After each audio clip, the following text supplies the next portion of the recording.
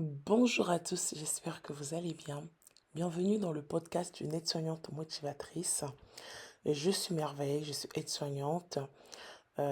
J'accompagne des élèves, ceux qui sont à l'école, ceux qui travaillent ou ceux qui souhaitent aller en formation. Aujourd'hui, nous allons entamer notre série intitulée Le rôle d'une aide-soignante. Quel est l'objectif de cette série? Dans cette série, nous allons faire plusieurs épisodes qui seront publiés comme à notre habitude tous les dimanches à partir de 18 heures.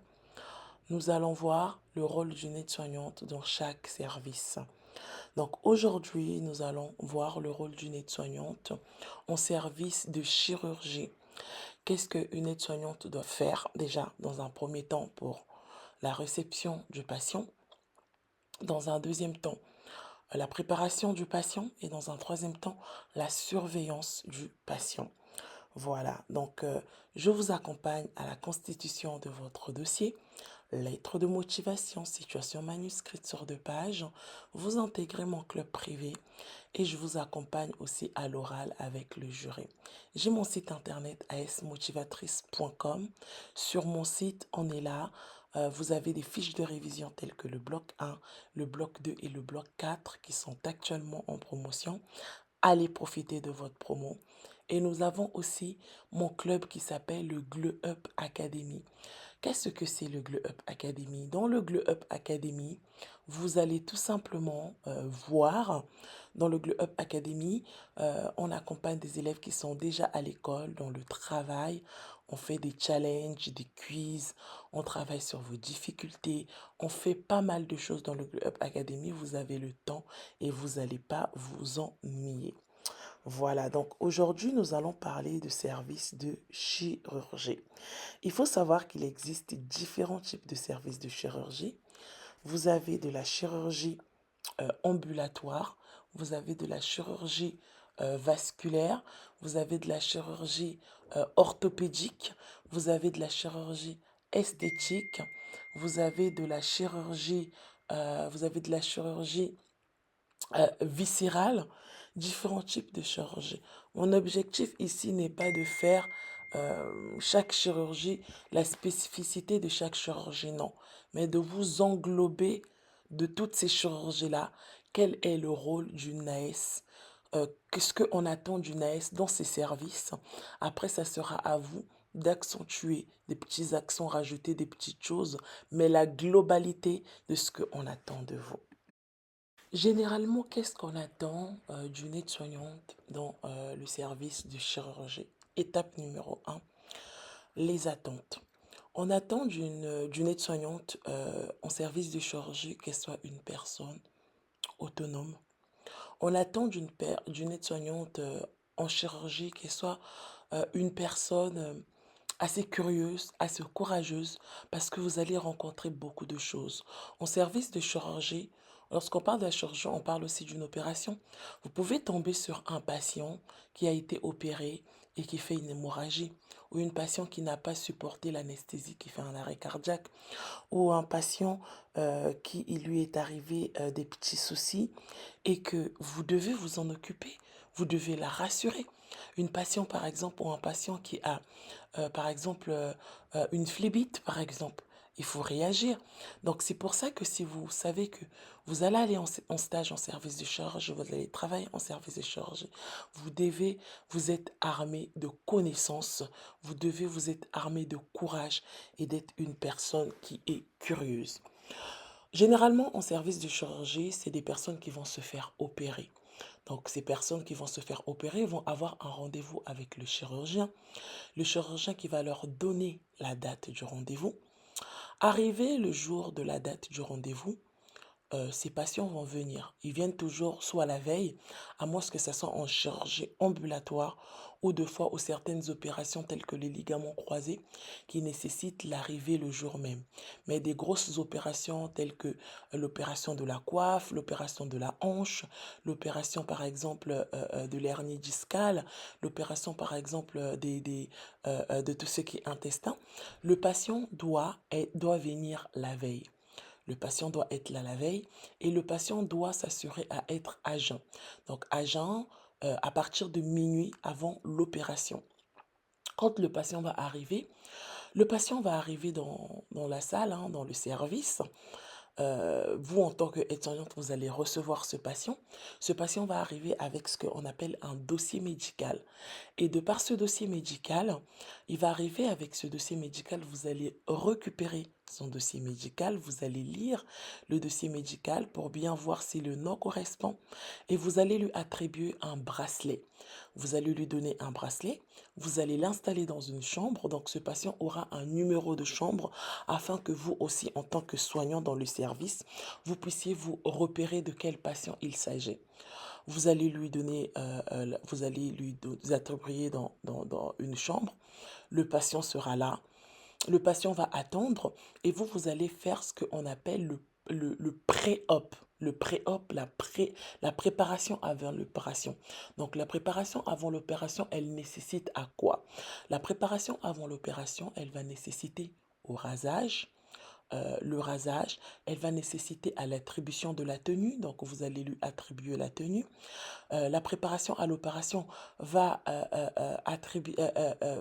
aussi consister aussi à pouvoir aussi faire la douche, donc la douche, le poids, peser la personne pour pouvoir savoir du coup où est-ce qu'elle en est entre le poids qu'elle avait avant le rendez-vous qu'elle avait avec le chirurgien et aujourd'hui, avant l'opération, ce qu'on appelle le J-1. Le J-1. Donc voilà, une fois que vous avez établi ça, le patient va se laver. Vous allez aider le patient. Avant de se laver, vous allez aider le patient à se raser. Vous effectuez le rasage. Le patient va se laver. Une fois que le patient va se laver, après le patient est dans sa chambre, va manger avec tout le monde, va attendre. euh, va attendre l'opération, du coup va attendre à être à jeun. L'anesthésiste va passer dans la soirée pour pouvoir rassurer le patient en lui disant comment va se dérouler l'opération, en lui donnant un peu les informations sur l'opération et des consignes. Et après, ce que vous allez faire, c'est, bah, du coup, le patient va se coucher. C'est le lendemain matin, ce qu'on appelle le post-opératoire. Donc, le post-opératoire, ça va être l'aller au bloc et le retour du bloc. L'aller au bloc en tant qu'aide-soignante, qu'est-ce que vous allez faire? Dans le matin où votre patient va aller au bloc, vous, en tant que soignant, vous allez venir lui rassurer dans un premier temps, l'accompagner à faire sa douche. Une fois que la personne va faire sa douche, porter sa tenue. Il faut que la personne soit dans un endroit stérile dans le sens où elle doit être propre. Le patient doit porter sa tenue. Une fois que le patient va porter sa tenue, avant même de porter sa tenue, vous allez lui prendre des constantes, donc la tension, le pouls, vous allez relever tout ça. Au bloc aussi, ils vont le faire, mais vous allez le faire. Après, elle va porter sa tenue, elle va attendre. Une fois qu'elle va attendre, le brancardier va venir récupérer pour l'emmener au bloc opératoire. Donc, Tu vois ce que je veux dire? Vraiment. lorsque le brancardier va venir pour récupérer au bloc opératoire, la personne va partir, vous derrière, vous allez faire son lit, faire le lit, mettre de l'eau à sa disposition, mettre le lit en hauteur, mettre la sonnette à côté, c'est très important. Donc voilà, voir selon les opérations si la personne a le droit de manger ou pas, si la personne nécessite un repas chaud ou un repas froid.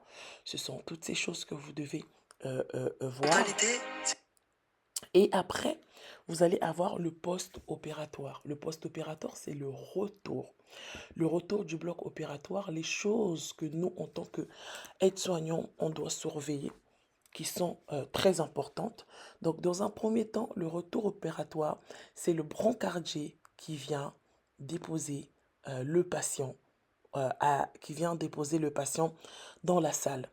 Lorsque la personne va arriver, tout dépend de l'opération et tout dépend des antécédents. Soit on va installer la personne dans ce qu'on appelle les box pour effectuer la surveillance, soit on va l'installer dans la chambre, mais néanmoins on doit surveiller. Le brancardier va venir pour installer le résident, le patient, dans la chambre. Donc le brancardier sera accompagné du coup de l'infirmière de service avec une aide-soignante.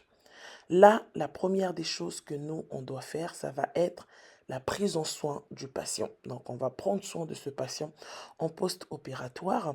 Ce qu'on va faire, ça va être, dans un premier temps, ça va être notre premier regard sur le patient, voir si le patient n'est pas fatigué, le patient n'est pas gris, le patient ne présente pas des signes de nausée, tous ces trucs-là. La deuxième des choses, ça va être la surveillance neurologique. Donc, dans la surveillance neurologique, on va venir surveiller la conscience de la personne, les réponses que la personne nous donne. Par exemple, on va lui poser la question, est-ce que ça va? Comment vous vous sentez pour faire une évaluation? On va venir surveiller la circulation du sang, donc la circulation sanguine, de par la tension artérielle. Donc la tension artérielle, si la tension elle est élevée ou pas, on va venir voir si la personne présente, présente des signes d'hémorragie.